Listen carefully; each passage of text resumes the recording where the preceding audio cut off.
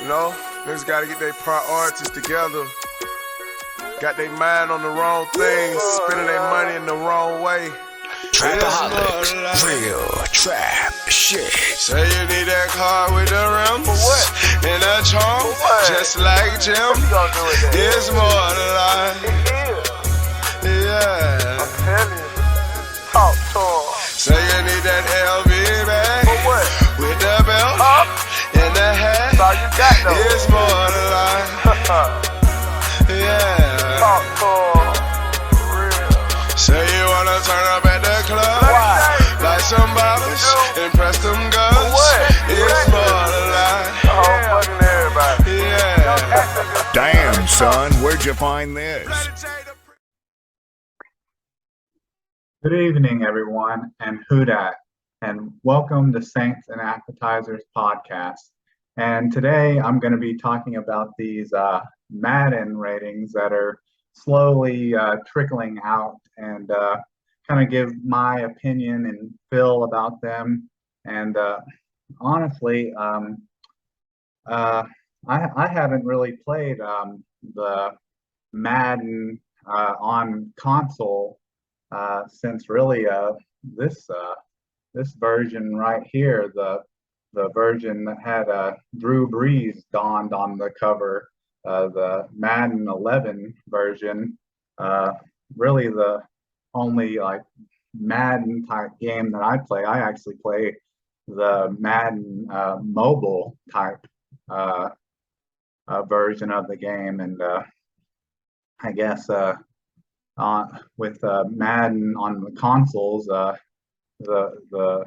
highest kind of ranking that you can be is up in, I guess, a 99 is the highest you can rank. And on Madden Mobile, man, you can if you're playing like an ultimate team, you can have players ranked all the way up in like the 800 overall. So it's a little bit different. And how I haven't played Madden on a console since I played one of my buddies over at his house, and he had me playing with a faulty controller, and I ended up rage quitting. So I haven't played much Madden on a console in a long time. So my opinion on the console version isn't great, but I play quite a bit of Madden on Madden Mobile.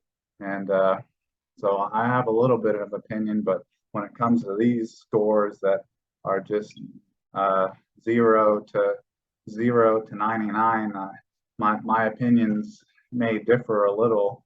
But I have a pretty good Madden mobile team.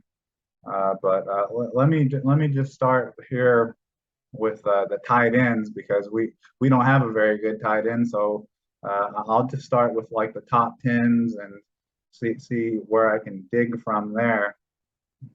So we didn't even have a player make the top 10s, and I'm not really going to search really to see where one of our tight ends even made this list, because I would say probably Adam Trautman is probably our tight end that is ranked, and I didn't even go and search where he was ranked. I imagine he's probably like a 70 or something. But the top tight ends there is Travis Kelce at a 98, and George Kittle at a 97, and Mark Andrews at a 93, Darren Waller at a 91, TJ Hawkinson at a 98, Kyle Pitts at a 97, Mike Gesicki at a 96, Dallas Goedert at a 95, and Zach Ertz at a 94, and Hunter Henry at a 94. And honestly, I don't really have much concern or much debate really going into that, honestly. So I would probably just want to move past that, because there's no Saints really involved in that, so I don't really have much to say about that really. So I just kind of move past the tight ends, because there's there's no Saints to debate with any of that. So let's move on to the Saints, and let's move on to the wide receivers, because with the list that kind of show on Facebook, like in the top tens, Michael Thomas wasn't on that, but from the little bit of digging I found is he was a 92 at the bottom. He was a 90 as well, with Amari Cooper at the bottom of that list. So he didn't make it in the most of the posts that you see as a 90, but he was a 90 as well. But when you see the list, you don't see him on those lists. But he was a 90, even though he missed 2 seasons. He was also a 90. But I'll just list off that list, and then I'll give you my thoughts on that. But the first one is a 99. That's the highest you can go, is Devonte Adams at a 99, Cooper Kupp at a 98, Tyreek Hill at a 97, DeAndre Hopkins at a 96, Stephon Diggs at a 95, Justin Jefferson at a 93, Mike Evans at a 92, Terry McLaurin at a 91, Keenan Allen at a 91, and Amari Cooper at a 90, which Michael Thomas was a 90 as well. So I'll start with what my thoughts are on Devonte Adams at first. And a lot of people want to argue back and forth between Devonte Adams and Cooper Kupp, and I agree. I think Devonte Adams should be the 99 there, because I see a lot of people want to talk about how Cooper Kupp had like the best wide receiver season of like all time, and I'm sick of hearing that from people. There's a lot of people that must be big time Rams fans, bandwagoners, and that's another team. I talked about on like the last post how the Dallas Cowboys are kind of a rival after the Falcons are kind of a rival of the Saints. Well, I think the Rams kind of are too, maybe just because of the no call, I guess, and because they're a good team, and they've played them quite a few times in the last couple of years, and they've had some trouble with them in the playoffs. But Cooper Kupp did not have one of the best seasons of all time. He did have one of the best seasons of all time, but it wasn't the best season of all time. I would give Randy Moss's 2007 season was a better season than that, honestly, or even Calvin Johnson's season where he had 1,900 yards receiving, almost broke that receiving record of 1,900 plus yards receiving, or even Michael Thomas's 159 catches receiving, because he may have had the Triple Crown record where he caught the most catches, most yards, most touchdowns in a season, but he had an extra game to do that. Even with that extra game, he didn't break any records. He didn't break the catch record. He didn't break the yards record. He didn't break the touchdown record. So he didn't break any of those guys' records. He didn't break Michael Thomas's record. He didn't break Calvin Johnson's record. He didn't break Randy Moss's record. He didn't break any of those guys' numbers. And even with the extra game, he still didn't do that. So I'm still, you don't convince me that he didn't do that. And people are piling on that he's a Triple Crown, but what makes his record so much more impressive is that he won the Super Bowl, and they're adding that on to why his season was so much better. Well, that's all good and well, but that's a team stat. That's a team stat. So I'm sick of hearing people saying that he had the best season of all time by a wide receiver. Like, no, he didn't break any records, so no. But I still think that that's right. So I'm good with Devonte Adams being 99 and then Cooper Kupp being behind him. And then the next one that I have a little bit of an issue with is Devonte Adams, or not Devonte Adams, but DeAndre Hopkins here number 4, because I look at his season or where he is at his career, kind of like at Michael Thomas's a little bit, because he was hurt. He missed a good portion of the season a little last year. He missed a good portion of the season last year due to injury. And on top of that, he's going to get suspended for 6 games this upcoming season due to PEDs. So you're going to have to prove to me that you're going to be the same guy that you were before the injury and before the PEDs. So are you going to be the same guy that you were before the injury and PEDs? That's kind of similar to Michael Thomas, honestly. So I think he's rated a little high at 96, you know.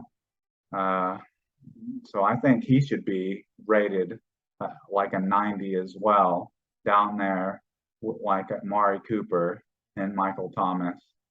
And then the one that's funny with Mike Evans here is that this is what C.J. Gardner-Johnson, C.D. Juice, had to say about Mike Evans, is that if he's a 92, then Marshawn Lattimore, which the cornerback ratings haven't come out yet.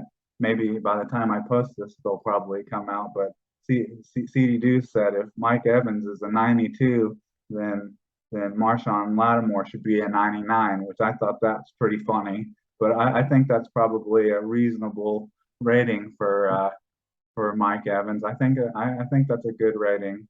And then I'll have to go and get, I guess if Michael Thomas was on this list, then he would be number 11 at 90. And I think that's a good rating. And maybe even it's a little high, seeing how he by the time he plays week 1, he'll be out. We'll have been out a year and 9 months, maybe a year and 9 months. A lot of people like to say it's 2 years, but he did play. He did play in the playoff game against the Bucks, which was that was January 17th. So he was playing in the playoffs in 2021, January 2021. So that it'll be like almost exactly a year and 9 months, not exactly 2 years. So I think that's about right for him. And if he does come back at, say, 90, playing at that level, I'll take it. I hope he comes back and he's playing at that level of Madden ratings translated to real life. Oh, that'd be great. Talk about a big boost to the wide receiving core. Okay, let's see here. See if I can find the defensive ratings here, because I think that's the one that came out next in the order of ratings here. And let's see. And Cam Jordan was on this list as well. And let's just name off the top 10 here. And so the top one was Myles Garrett at 99, T.J. Watt at 96, Nick Bosa at 94, Von Miller at 92, Khalil Mack at 92, Joey Bosa at 91, Cameron Jordan at 91, DeMarcus Lawrence at 90, Chandler Jones at 90, and Rashad Gary at 89. And I think just at the top there, you got Myles Garrett at 99 and T.J. Watt at 96. And honestly, I think those are kind of just you got a lot of Steelers fans that are upset about that, thinking that T.J. Watt should be the 99. But I think just overall as a defensive end, I almost think I'm surprised. I guess I almost look at T.J. Watt more as like a linebacker edge rusher, but I guess he is just an edge rusher. It's kind of a weird labeling as edge rusher and not defensive end. I guess I don't know. I think Myles Garrett is just more of a well-rounded player because I mean that's kind of all T.J. Watt does is just rush the passer. But the reason I think Myles Garrett gets a better rating here is because he's probably better at stopping the run. Like that's pretty much all T.J. Watt does is rush the passer. Like he doesn't really do much of anything else besides that. He's kind of similar. He's similar to Trey Hendrickson. He doesn't set the edge very well. Like that's kind of why Trey Hendrickson early in his career wasn't an every down player is because he couldn't stop the run very well. But obviously T.J. Watt's a better player than Trey Hendrickson, and obviously always was early in his career. But I think that's why Myles Garrett gets the 99 over him is just because he's overall a better player, not that he's a better edge rusher, sack specialist than him, but just because he can stop the run and get sacks. So I agree with that. But here's my little gripe here with this list, and it has to do with Cam Jordan and Khalil Mack.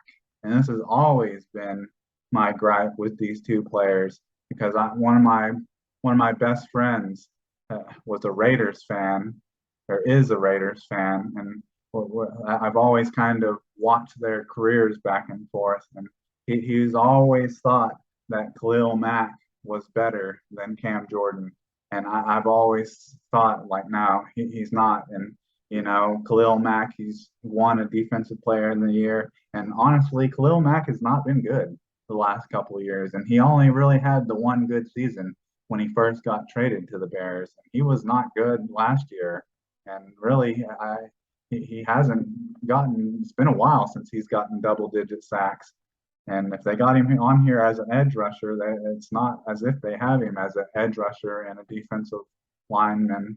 And I do not, even though it's just a 92 to a 91, they have him 2 spots ahead of Cam Jordan. So that's definitely kind of my main gripe with this. And they even have Von Miller above him, and he didn't have double-digit sacks. They have Von Miller above Khalil Mack as well. So I have a bit of a gripe with almost both of those. But I guess if they had Rams fans throwing in that Cooper Kupp won the Super Bowl as a reason to rank a player higher. So I guess you could throw that in there if you're using that as a barometer to rank someone higher. But Khalil Mack, in my opinion, definitely should not be rated higher than Cam Jordan because honestly, he was hurt last year on top of everything. But honestly, I don't think that Khalil Mack should be rated higher than Cam Jordan. But other than that, I don't have much of a gripe with the defensive end list. Okay. Let's see here. Now it's the running back list. And let's see. Top 10 for that. And we'll go down this list.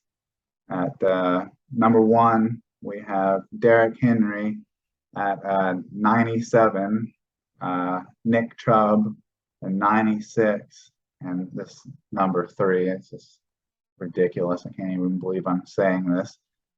Christian McCaffrey, 96, Jonathan Taylor, 95, Dalvin Cook, 94, Joe Mixon, 93, and this is ridiculous. I can't believe this.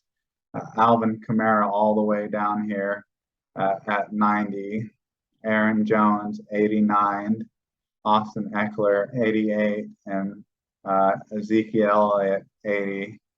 So I think Derrick Henry is, I don't know, it's kind of questionable that I really don't know who else you would put up there at 97.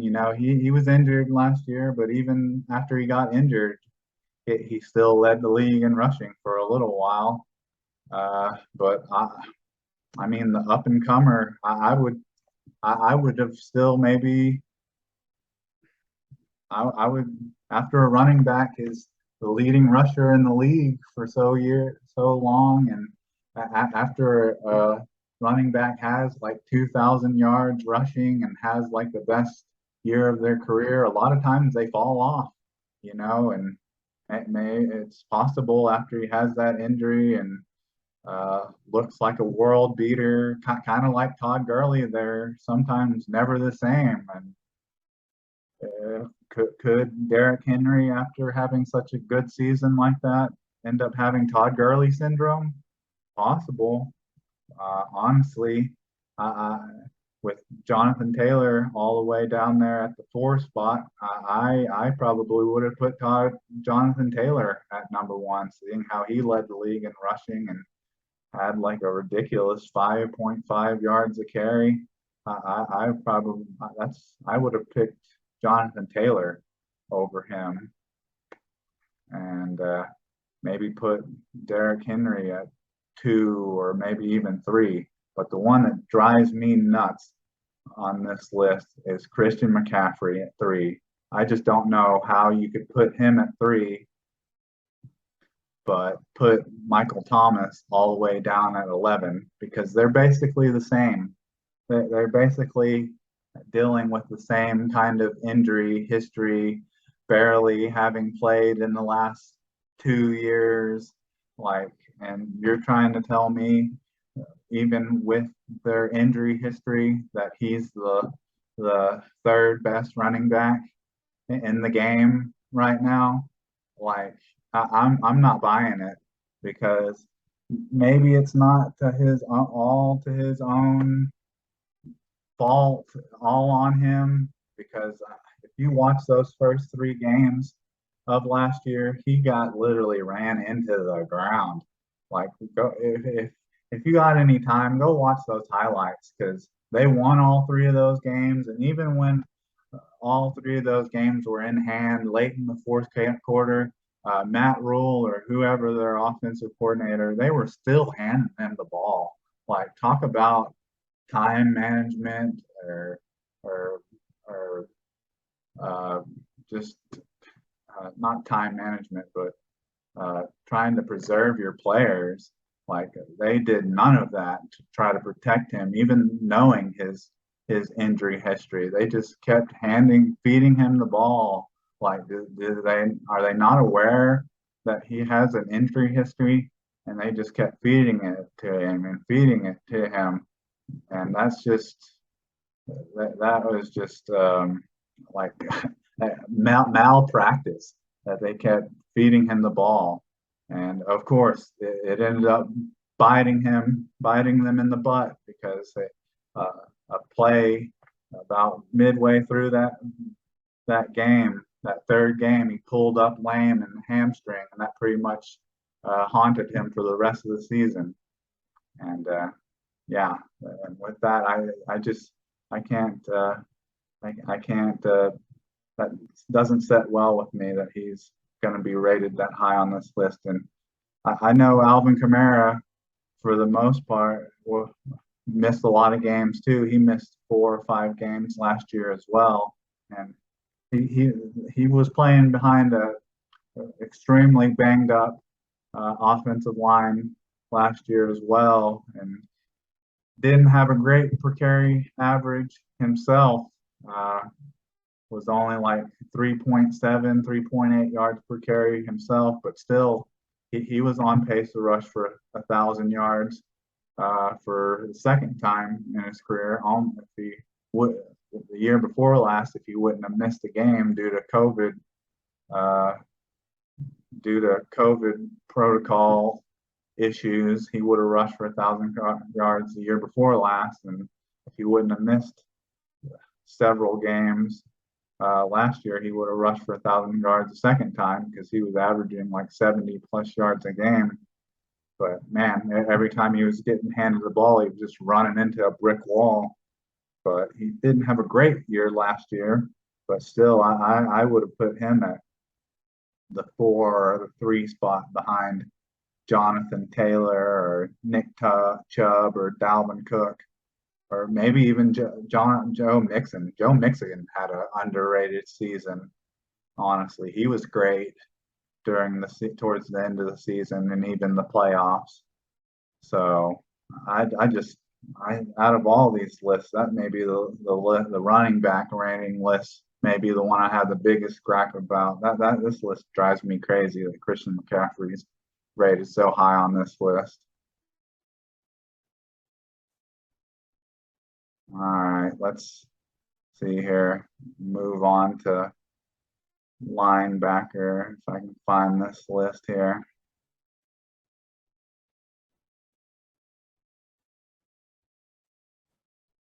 All right, and these last 2 lists that are left may put more of a smile on my face here. So the linebacker list consists of Fred Warner at a 94, Demario Davis at the number 2 spot at a 93, Devonte David at a 92, Bobby Wagner at a 91, Darius Leonard at a 90, Roquan Smith at an 89, Micah Parsons at an 88, Eric Kendricks at a 88, Devondre Campbell at an 87, and Devin White at an 85. And the first thing that really stands out about this list is kind of how low all these ratings are. They really drop off really fast, and no one's really rated in the high 90s at all. I'm really surprised that Fred Warner isn't like at least like a 96 or a 97, or even Demario Davis isn't like at least like a 95, and then they just drop off like into the 80s. And man, Devin White is like all the way down here at like a 95 or 85, and that was something that was interesting. If you go and look at like some PFP gradings about Devin White, I guess there's some like pass coverage ratings of him, like he's like terrible in pass coverage, has like a surprising missed tackle rate. And really, I think the year before last he was really considered really good, but I guess he was surprisingly bad last year. So maybe that has something to do why he's a lot lower rating than someone might think. But I like this list because Mario Davis comes in at the number 3 spot, but I may have guessed if he was at least going to be number 2 that he would have been a higher rate, more middle ranked 90 or in the higher 90s, than that. But and then even Bobby Wagner, perennial Pro Bowler, All Pro, even him being a low 90 at a 91, the 4 spot. That's surprising. But the one that a lot of fans are griping about, that these Colts fans and even non-Colt fans down there at 5, or a lot of people are mad about that. A lot of people think he should have been number 1, Darius Leonard, the maniac. A lot of people think he should have been number 1 and even a 99, but he wasn't.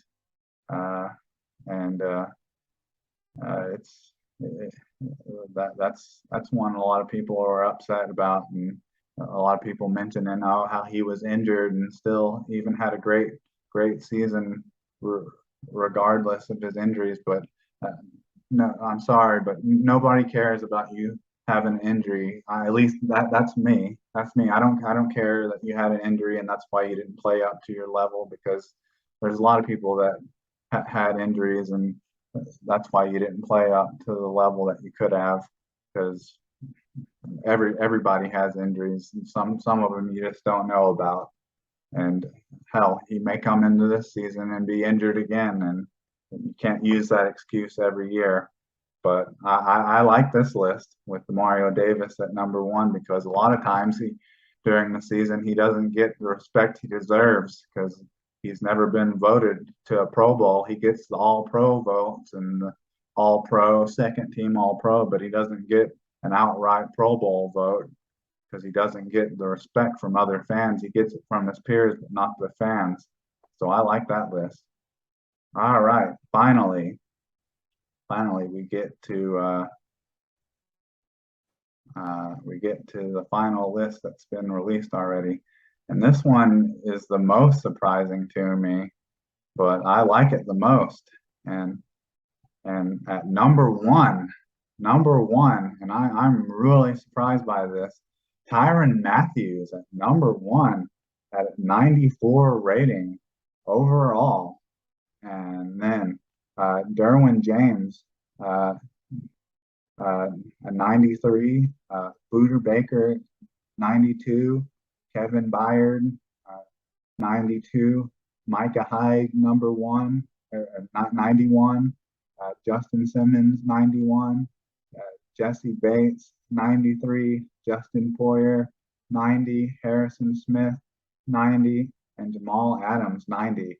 And this just blows my mind that Tyron Matthews is a 94 because I mean he had a good year last year, but he wasn't a Pro Bowler, All-Pro, or second team All-Pro, or Pro Bowl alternate or anything. And hell, he wasn't a high commodity going into free agency. The Saints were able to sign him late into free agency and got him at a good price. And still, even with all that, he's still #1. He's the #1 safety rated on Madden. And I mean, a lot of people think like safeties like Justin Simmons are some of the better safeties. And Jesse Bates right now is trying to get paid by the Cincinnati Bengals. He's trying to get paid big money, and they're thinking about wanting to trade him somewhere else instead of paying him big money. And that's surprising. And hell, the Saints weren't able to pay Marcus Williams, and he's not even on this list. So that's crazy. And I think Kevin Byard, he got paid big money not too long ago by the Tennessee Titans. And Derwin James, he's finally healthy, and he's a really great safety of the Chargers, but he's #2 at least. Then Jamal Adams, the Seahawks, they traded 2 first-round picks for him, but I've always kind of thought he was overrated because hell, he's more of a safety or more of a linebacker than he is a safety, and he's the 10th safety on this list. Can't really cover to save his life, but so I think he's kind of overrated. He's all the way down at the 10 spot, but man, I think I like this safety list a lot, whether it's legitimate or not. But man, I guess I have no arguments or gripes. So we're finishing strong when it comes to debating these Madden rating lists. And hey, for what's been released already, for the most part, the Saints are winning so far on the rankings. All of them besides the tight end ones, which I think if you're a true Saints fan, you should probably realize that the Saints weren't going to have any tight ends on there. And then obviously, I think most Saints fans probably have a big gripe with the running back ones and the Christian McCaffrey rating. But besides that, I think that's all I have for you guys today. And with that, can I get a check, please?